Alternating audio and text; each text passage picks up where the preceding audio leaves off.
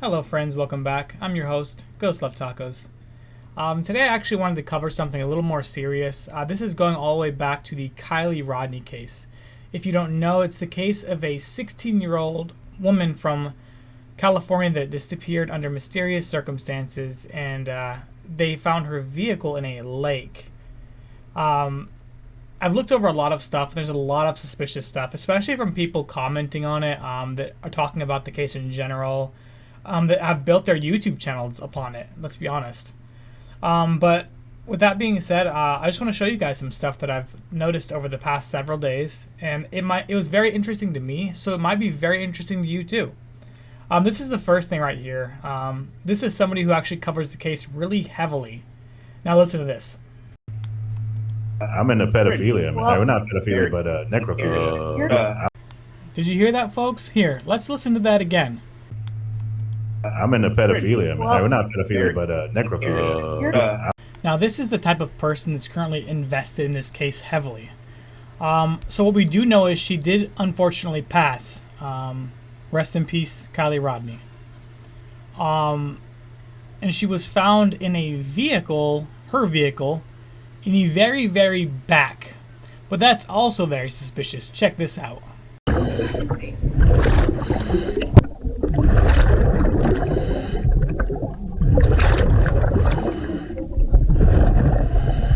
I just confirm there are human remains in the vehicle. Over.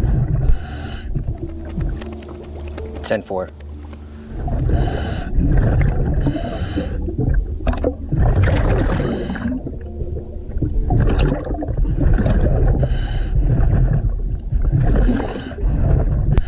The passenger window is broken out, it appears.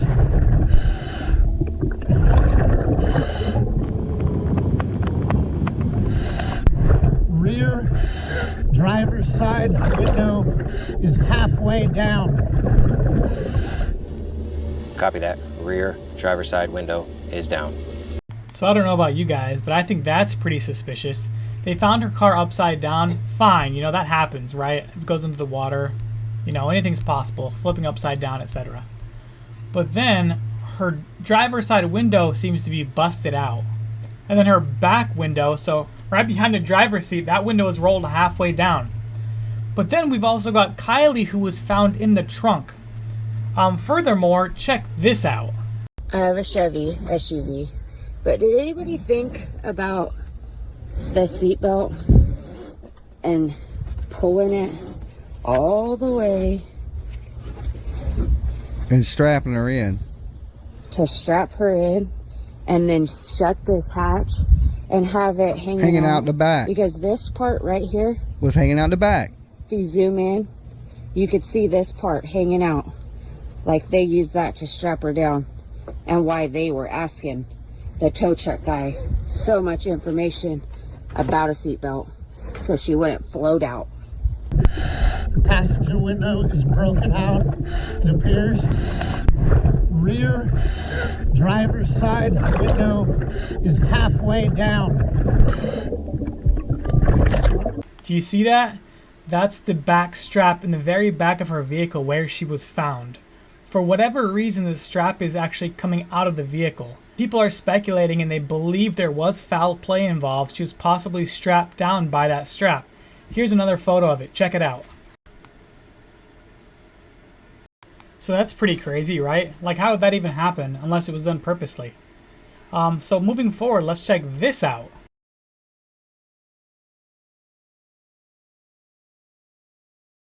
So that, my friends, is Sammy. She is directly involved in this case that is supposed to be an accidental death.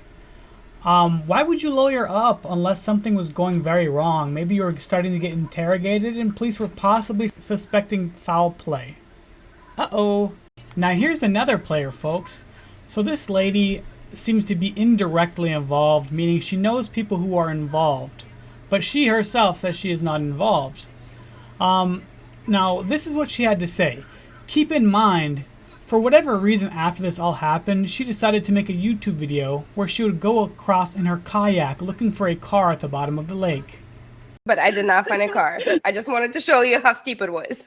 Now, I don't know about you guys, but do you think that was really funny? Do you think it's funny that she didn't find a car with a 16-year-old's body at the bottom of the lake? I don't think it's too funny. Alright friends, you still with me? Let's check out what Doug from AWP has to say about the whole situation. This doesn't add up, and it reeks of foul play. He explained it was so shocking because he couldn't believe they came in after all of that time and found it. He said it was also a sad moment, a very emotional moment for all of them involved. No one wants to tell a parent, "We found your daughter, and she's not coming home." He explained the reason law enforcement missed her in their own search because of their lack of expertise and communication. He also stated that no matter where we saw the case, it creates drama, controversy, and embarrassment. As for foul play, he said, "You're not going to crawl into the back and climb under a seat." So what does this mean, friends? With all this being said, I think it's pretty obvious with all this information in front of you in one video, there's possibly some foul play. It's really sad to see that a bunch of these YouTubers are creating these little videos to try and get clickbaits. You know, they're using her name for likes and subscribes and everything else, and it's just really pathetic. I did notice that there is one person heavily covering this. I have followed it from the start. His name is Upchurch, or Ryan Upchurch on YouTube. He's followed it from the start. You know, his heart's really in it. But let's see what the type of messages that Mr. Upchurch is receiving. To all these weird motherfuckers threatening me, saying you gonna kill me, this, that, and the other. I don't fucking give a shit. You don't scare me, dude. To the lady claiming she's gonna come to my house today and kill me, listen, bitch, I will fucking hit you with the Can-Am going 70 goddamn miles an hour. Yes, guys, as you can see, Upchurch is receiving death threats for covering this case. It's a little ridiculous that we're in a day and age where we're receiving death threats for covering a case. But what more can I say about it? Last but not least, I wanted to show you guys this one last clip. This is actually from someone who was a part of this whole investigation type thing. And they opened their Instagram inbox, and this is what we found.